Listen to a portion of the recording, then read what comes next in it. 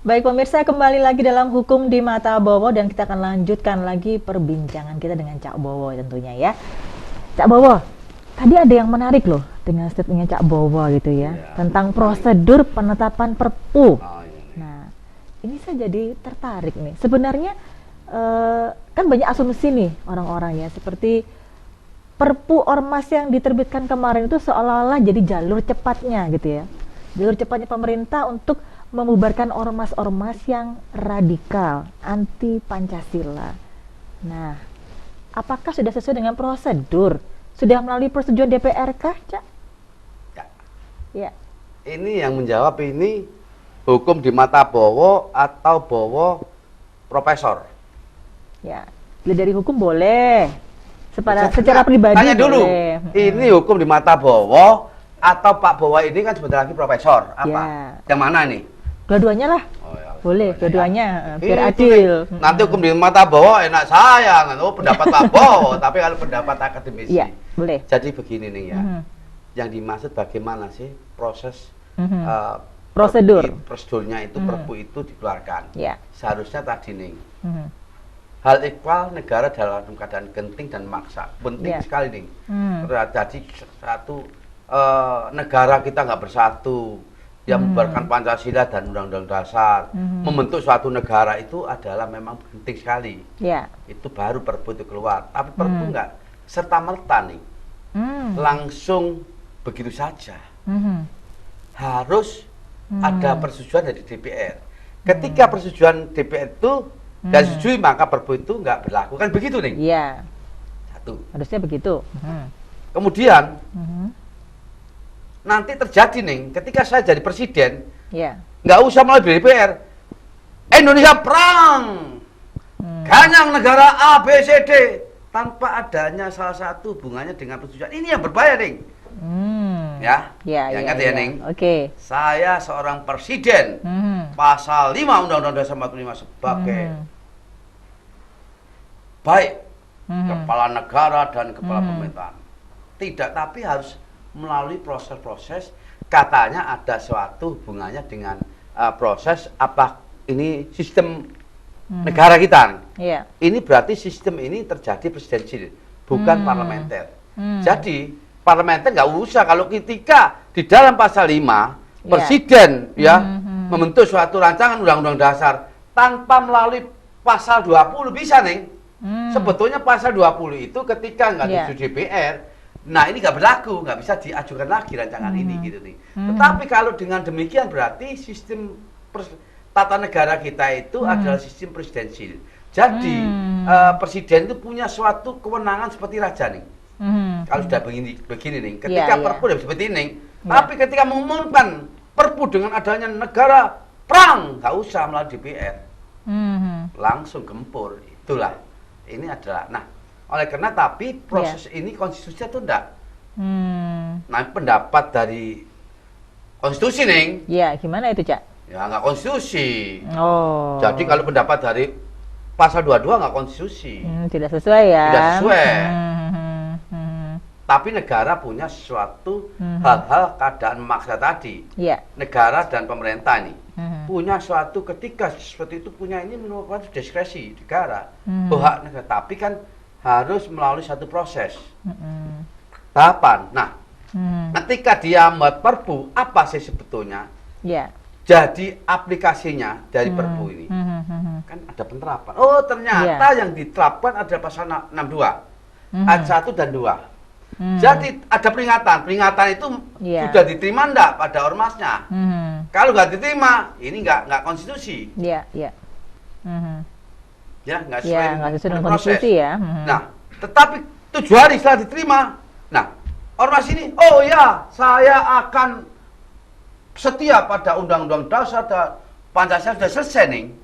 Sudah. Kalau menurut tata cara, boleh dibubarkan ya. Ormas nggak boleh. Tapi kalau nggak dikasih teguran, nggak coba surat ini langsung, sekarang hati-hati. Ormas ini bermacam, ding. Berbahaya ini ormas ketika NU.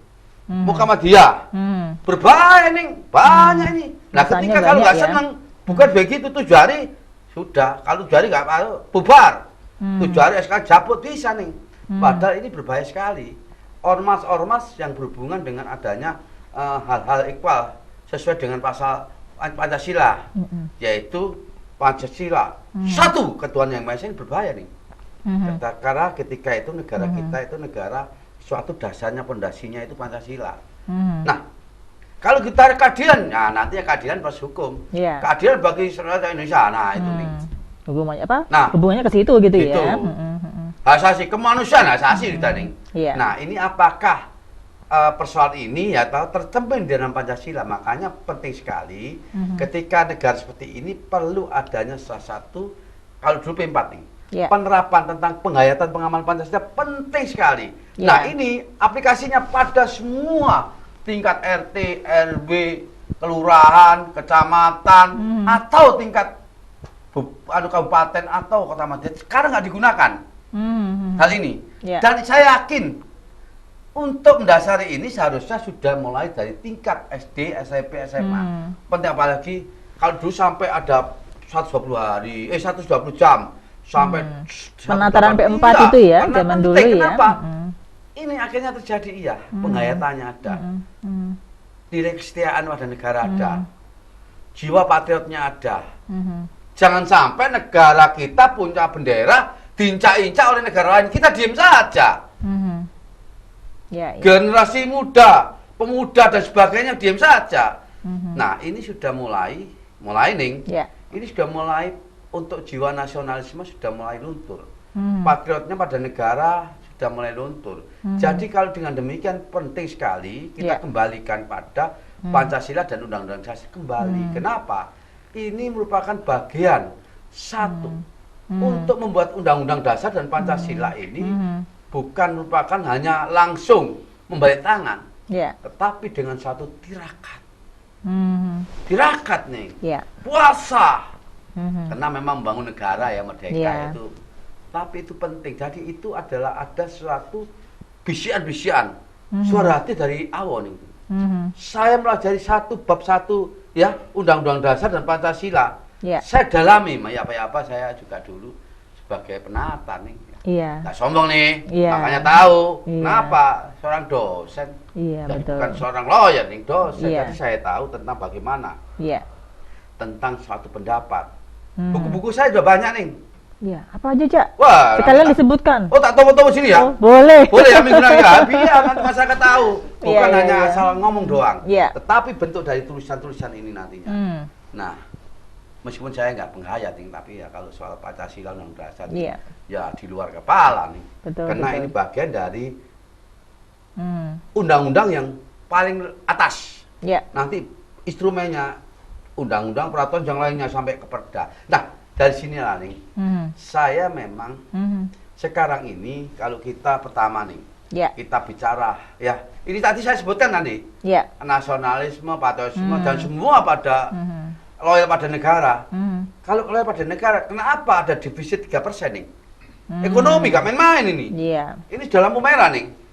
Kalau ngitung tentang masalah ekonomi. Nah, makanya lihat buku saya, hukum bisnis itu ada 1.200 halaman. Nah, kalau diizinkan ya besok tak foto di sini biar masyarakat tahu ya. Nah, asal bunyi lah ini ada satu manfaatnya. Kenapa hukum di mata bahwa ini adalah manfaat bagi masyarakat, adalah melindungi dalam konteks masyarakat dan memberikan suatu cahaya, suatu sinar. Masyarakat tahu apa sih Perpu itu, apa sih menjabut keputusan ormas, semua kan tahu dari sinilah. Jadi memberikan suatu sinar, bukan sinar kehidupan nih, tapi sinar hukum. Aturan negara kita diatur hukum, semua diatur hukum nih, semua profesi hukum. Nah, hukum ini penting. Nah, kalau kita bicara seperti politik ya saya nggak bisa nih, karena saya nggak orang politik. Kalau bicara hukum, ya toh, hukum apa aja bisa nih. Pokoknya nggak ada hukum karma, madya, yang mana dan sebagainya nggak. Tapi yang penting adalah masalah hukum. Betul, Cak Bowo.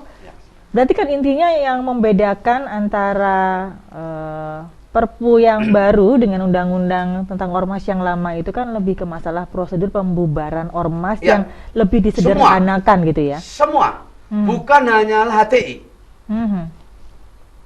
Bukan hanya HTI, Iya. tetapi berbahaya bagi ormas-ormas yang lainnya katakanlah. Ketika tersentuh tidak disukai oleh pemerintah dan negara hanya 7 hari, ketika masih sudah dicabut, ini berbahaya. Jangan bicara masalah HTI, tapi bicara ormas-ormas yang lain terancam juga. Yang radikal, yang anti Sudah Pancasila radikal dan ya. sebagainya, itu ada penilaian.